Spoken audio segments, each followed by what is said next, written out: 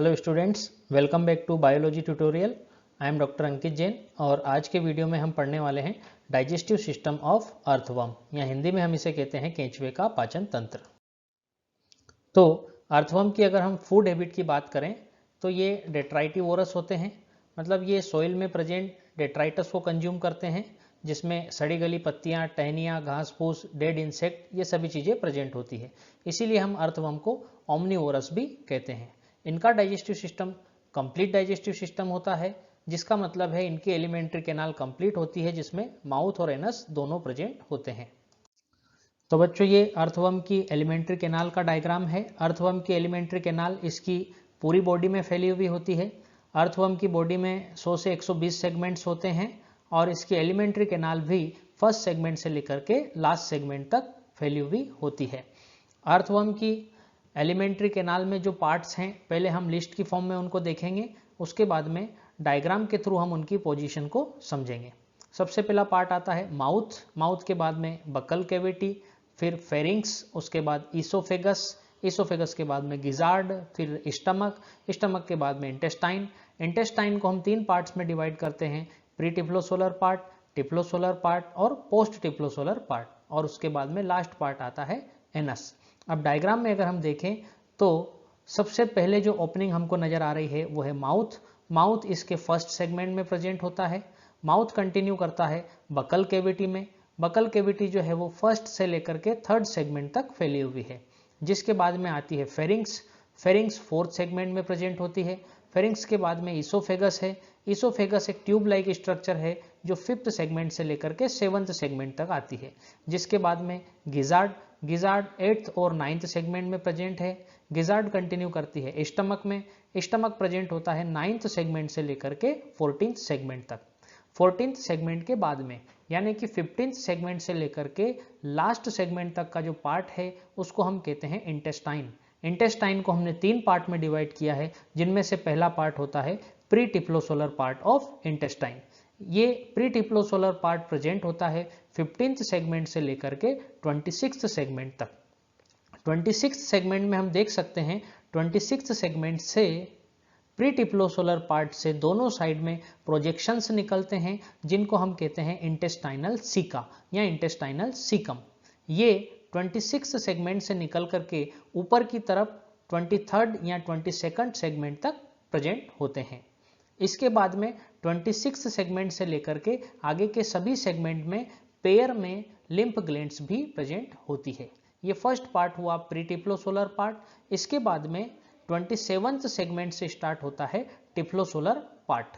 टिफ्लोसोलर part में हमने यहाँ इंटेस्टाइन को ओपन करके दिखाया है, जहां पर आपको एक फोल्ड नजर आ रहा है जिसको हमने कहा है टिफ्लोसोल। तो टिफ्लोसोल की प्रेजेंस की वजह से ही इस पार्ट को हम टिफ्लोसोलर पार्ट कहते हैं। ये पार्ट प्रेजेंट होता है 27th सेगमेंट से लेकर के लास्ट के 25 सेगमेंट्स को छोड़कर, क्योंकि लास्ट के 25 सेगमेंट में प्रेजेंट होता है पोस्ट टिफ्लोसोलर पार्ट। और इसके बाद में एलिमेंट्री कैनाल का लास्ट पार्ट आता है जिसको हम कहते हैं एनस, जिसके थ्रू अनडाइजेस्टेड फूड को बॉडी से बाहर निकाल दिया जाता है। अब हम एलिमेंट्री कैनाल के सभी पार्ट्स को 1 बाय 1 डिटेल में डिस्कस करेंगे। सबसे पहला पार्ट है माउथ। माउथ फर्स्ट सेगमेंट में प्रेजेंट होता है, जिसको हम पेरिस्टोमियम कहते हैं। पेरिस्टोमियम के ऊपर स्किन का एक फोल्ड प्रेजेंट होता है जिसको हम कहते हैं प्रोस्टोमियम। ये प्रोस्टोमियम माउथ को कवर करता है। माउथ कंटिन्यू करता है बकल कैविटी में। बकल कैविटी प्रेजेंट होती है फर्स्ट सेगमेंट से लेकर के थर्ड सेगमेंट में। बकल कैविटी के बाद में आता है फेरिंग्स।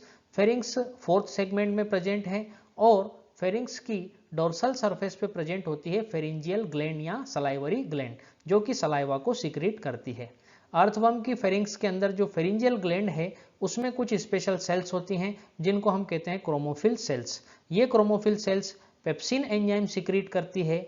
यही एंजाइम ह्यूमन बींग्स के अंदर स्टमक में जो गैस्ट्रिक ग्लैंड्स होती है, गैस्ट्रिक ग्लैंड्स के अंदर चीफ सेल्स प्रेजेंट होती है। चीफ सेल्स भी पेप्सिन सिक्रीट करती है। इसलिए हम कह सकते हैं अर्थवर्म की क्रोमोफिल सेल्स जो हैं वो ह्यूमन के स्टमक की गैस्ट्रिक ग्लैंड्स की चीफ सेल्स के एनालोगस होती है। फेरिंग्स के बाद में नेक्स्ट पार्ट होता है ईसोफेगस। इसोफेगस 5th सेगमेंट से लेकर के 7th सेगमेंट में प्रेजेंट होती है। इसोफेगस के बाद में नेक्स्ट पार्ट है गिजर्ड।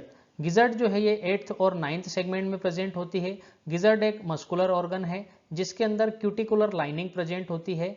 गिजर्ड का मेन फंक्शन है मेस्टिकेशन करना या चबाना, यानी कि ये फूड की ग्राइंडिंग और क्रशिंग का काम करती है।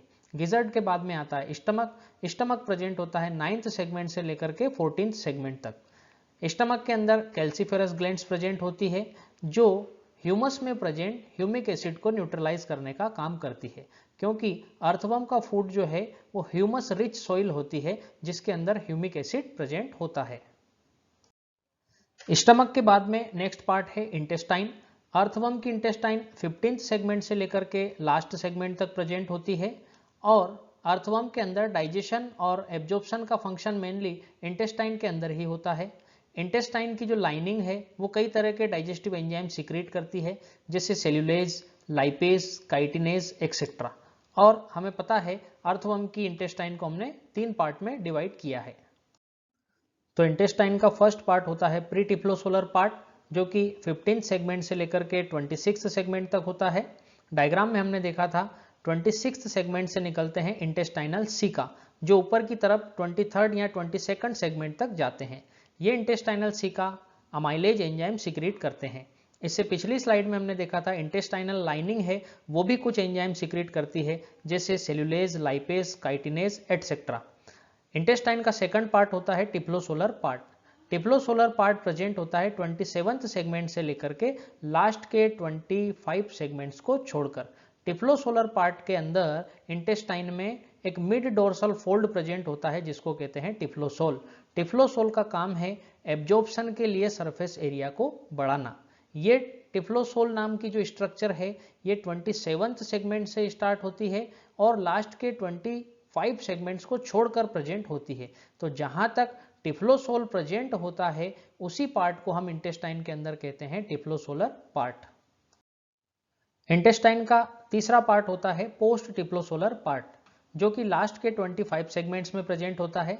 इस पार्ट में अनडाइजेस्टेड फूड को स्टोर किया जाता है, इसलिए इसे रेक्टम भी कहा जाता है। इसके बाद में लास्ट सेगमेंट में प्रेजेंट होता है एनस, जिसके थ्रू अनडाइजेस्टेड वेस्ट को बॉडी से बाहर कर दिया जाता है। तो उम्मीद करता हूं वीडियो आपको समझ में आया होगा। Thank you very much.